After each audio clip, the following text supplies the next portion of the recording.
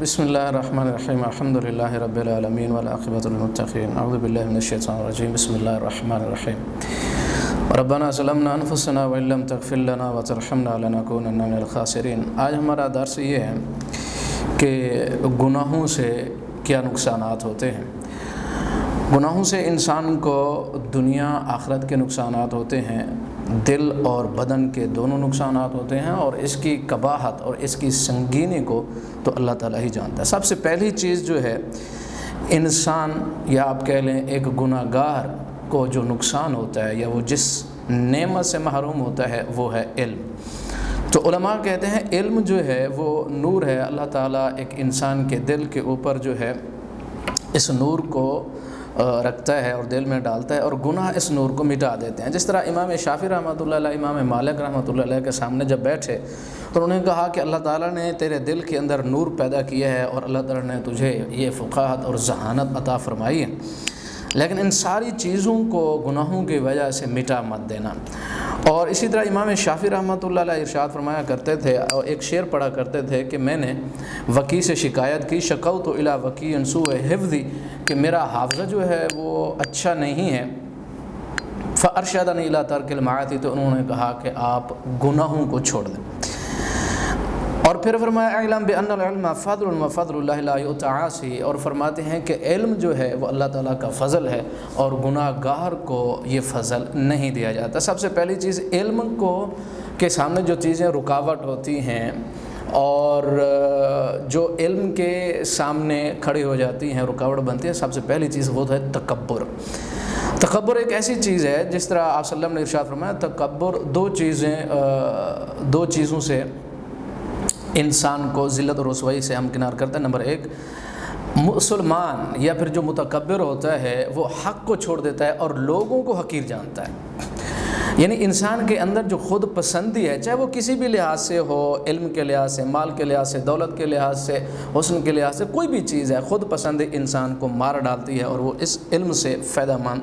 नहीं हो सकता। और दूसरी चीज़ शहवात, और फिर शुबहात, और फिर इसी तरह उसके अंदर ये तासुबात, ये 3-4 चीज़ें मिल के इंसान और मुसलमान ख़ास तौर पर उसके दिल के अंदर ये नूर जो है वो पैदा नहीं हो सकता और इसकी लज्जत को वो महसूस नहीं कर सकता। इसकी लज्जत की जो निशानी है, यानी वो मुसलमान जो इस इल्म को हासिल करता है और इसकी लज्जत को महसूस करे, उसकी निशानी एक ये है कि उसकी गर्दन जो है वो अल्लाह ताला के सामने झुकी हुई होती है। लेकिन यह है कि अगर एक इंसान इस इल्म को हासिल करता है मालूमात के लिए, मुनाजरे के लिए या इंसाइक्लोपीडिया के लिए, दूसरे सर्टिफिकेट और हर एक चीज़ को हासिल करने के लिए वो हासिल तो कर सकता है, लेकिन इस इल्म की लज्जत और चाशनी को महसूस नहीं कर सकता। ये वही इंसान कर सकता है कि जिसकी गर्दन अल्लाह और उसके रसूल के सामने झुकी हुई हो। नंबर 2, दूसरी वो चीज़ जिससे एक इंसान जो है, एक मुसलमान या एक गुनहगार महरूम होता है, वो है रिज़्क। रिज़्क से इंसान महरूम हो जाता है, गुनहगार महरूम हो जाता है। यानी रिज़्क का मतलब ये नहीं कि खाना पीना और पेट को, यानी जो मुंह से जो चीज़ें जाती, खाना और पीना, ये रिज़्क नहीं, बल्कि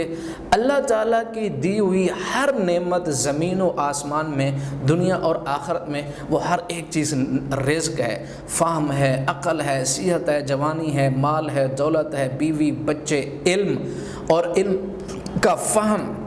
हत्ता के नेकी का करना, नेकी की तौफीक, सजदे की तौफीक, ये भी रिज़्क है। तो गुनाहगार इंसान से रिज़्क की कमी हो जाती है और उसका रिज़्क जो है वो कम होता चला जाता है, चाहे वो रिज़्क इताअत में कमी हो, फ़हम में कमी हो, औलाद की कमी हो, या नेकी के करने में कमी हो, या अल्लाह ताला और अल्लाह के रसूल के अहकाम को अदा न करने की कमी हो। तो ये सारी चीज़ें ऐसी, ये सारी रिज़्क हैं। तो गुनाहगार से एक गुनाहगार इंसान, उसकी वो रिज़्क जो है वो कम होता चला जाता है। तीसरा जो नुकसान है एक गुनाहगार को गुनाहों की वजह से, वो ये है कि उसके अंदर वहशत पैदा हो जाती है। अब ये वहशत जो है इंसान के اور یعنی اللہ تعالیٰ کے احکام کو جب وہ پس پشت ڈالتا ہے، اللہ تعالیٰ سے اس کا رابطہ اور منقطع جب ہو جاتا ہے تو پھر اس کے اندر وحشت پیدا ہو جاتی ہے۔ آپ دیکھیں ایک کھنڈر جو ہے، اس کھنڈر پہ ایک زمین ہے، یعنی ایک علاقہ کھنڈر بن جائے تو اس کھنڈر والی زمین کے اوپر کوئی بھی انسان دن میں بھی نہیں جاتا کیونکہ ڈرتے ہیں۔ اسی طرح یہ کیفیت بن جاتی ہے اس گناہگار انسان کے دل کی، جو گناہوں کا رسیہ ہے، وحشت پیدا ہو جاتی ہے، اور یہ وحشت اس انسان کو اس حالت تک پہنچا دیتی ہے کہ اس کا دل جو ہے انسان زندہ ہوتے ہوئے اس کا دل مر جاتا ہے۔ اور پھر جس طرح کہتے ہیں کہ وَمَن يَهُنْ يَسْهُلِ الْحَوَانُ وَمَا لِجُرْحٍ بِمَيِّتٍ إِلَامُ، کہ انسان جب ایک ذلت کو پسند کر لے تو پھر ذلت اور رسوئی اس کا مقدر بن جاتی ہے، اور ذلت کو اپنانا اس کے لیے آسان بن جاتا ہے۔ وَمَا لِلْجُرْحِ بِمَيِّتٍ إِلَامُ، کیونکہ مردے کو جو ہے وہ زخم تکلیف نہیں دیتا ہے، یعنی اس کا جب انسان کا دل مر جائے تو پھر زندہ بھی ہے تب بھی مر جاتا ہے۔ تو یہ سب سے بھیانک موت ہے اس انسان کی کہ جب اس کا دل فوت ہو جائے اور وہ دنیا کے اوپر زندگی گزار رہا ہو، اور پھر اس کے مال دولت پتہ نہیں کیا کچھ اس میں خوشی محسوس کرتا ہو، لیکن اس کا دل مردہ ہو، یہ سب سے قبیح ترین موت ہے۔ ایک اور نقصان جو انسان کو ہوتا ہے وہ یہ ہے کہ اللہ اور اس کے درمیان جو تعلق ختم ہو، نہیں، ایک وہ یہ نقصان ہے کہ انسانوں کے اندر، انسانوں کے ساتھ اس کے تعلقات کے اندر وحشت پیدا ہو جاتی ہے، یعنی وہ تعلق ماں باپ کا ہو، بیوی بچوں کا ہو، اولاد کا ہو، عزیز اقربا کا ہو، رشتہ داروں کا ہو، کسی قسم کا کوئی بھی تعلق ہے اس کے اندر وحشت پیدا ہو جاتی ہے، اور وہ انسان یعنی یہ تکبر کی بنا پہ یا تعصب کی بنا پہ یا شہوات کی بنا پہ یا شبہات کی بنا پہ کوئی بھی گناہ جو اس کے اندر جو ہے سر چڑھ کے بولتا ہو، اس گناہ کی وجہ سے اس کے تعلقات سارے کے سارے متاثر ہو جاتے ہیں۔ مثلا میں ایک مثال دوں، تکبر کے بنا پہ اگر اس کے اندر تکبر ہے، خود پسندی ہے، کسی بھی حوالے سے، کسی بھی صفت کی وجہ سے خود پسندی ہے، تو پھر وہ انسان کسی بھی انسان کو اپنے آپ سے برتر سمجھے گا ہی نہیں، اور پھر اس سے بڑھ کر یہ کہ جب اس کے اندر خود پسندی پیدا ہوتی ہے وہ کسی بھی ذات کو بڑا نہیں سمجھتا، اس کی بات کو بڑا نہیں سمجھتا ہے، اپنے آپ کو وہ یہ خود پسندی، یعنی پھر وہ خالق اور مالک کے سامنے سر بسجود نہیں ہوتا، اس میں لذت محسوس نہیں کرتا، کیونکہ اس میں تکبر اور خود پسندی ہے، اور پھر ہر تعلق کو وہ متاثر کرتا چلا جائے گا، ماں ہے، باپ ہے، اولاد ہے، بیوی ہیں، بچے ہیں، چھوٹے ہیں، بڑے ہیں، بزرگ ہیں، کوئی بھی ہے تو ان کو وہ اپنی خاطر میں نہیں لائے گا۔ انسانوں کے درمیان ایک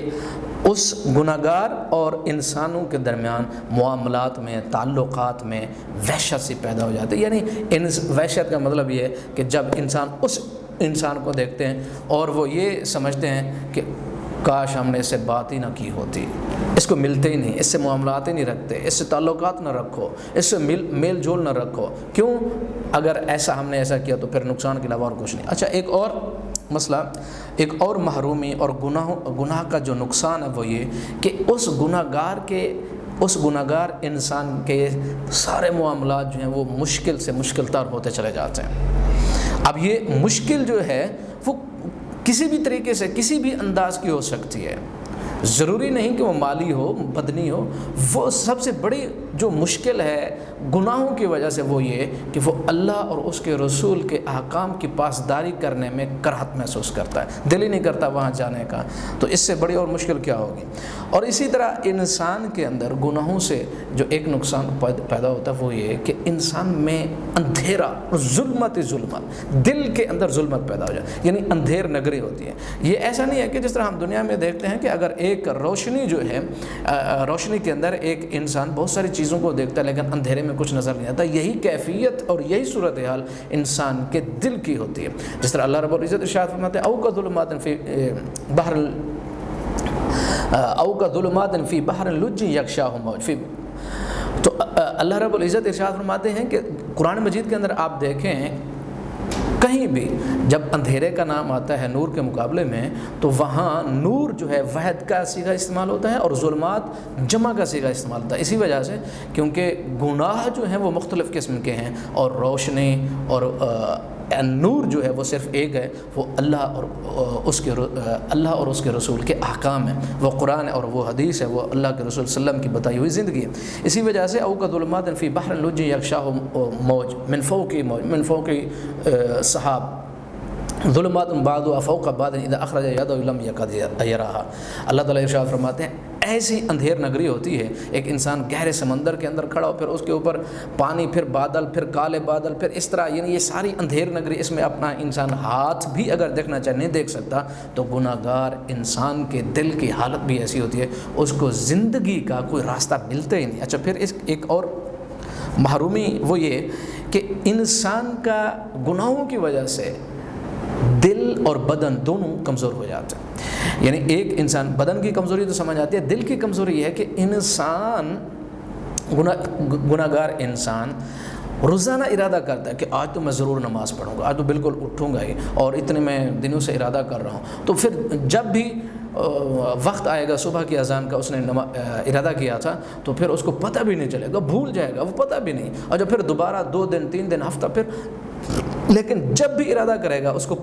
پورا نہیں کر سکے گا۔ یہ ارادے کی کمزوری ہے، یہ گناہوں کی وجہ سے ہوتی ہے۔ اور اگر ایک انسان گناہ گار نہیں ہے، اس کا ارادہ جو اتنا مضبوط اور ٹھوس ہوتا ہے کہ جتنی بھی دنیا الٹی لٹک جائے، زمین و آسمان زیر و زبر ہو جائے، اس کو اپنے ارادے سے ہٹایا نہیں جا سکتا۔ یہ مضبوطی ہوتی ہے کردار کی، سیرت کی، اور انسان کو اللہ اور اس کے رسول کے سامنے جو ایک انسان جھکا ہوا ہو، فرما بردار ہو، وہ بہت بڑا بہادر ہوتا ہے، اور دوسرا انسان انتہا درجے کا کمزور اور بزدل بنتا ہے گناہوں کی وجہ سے۔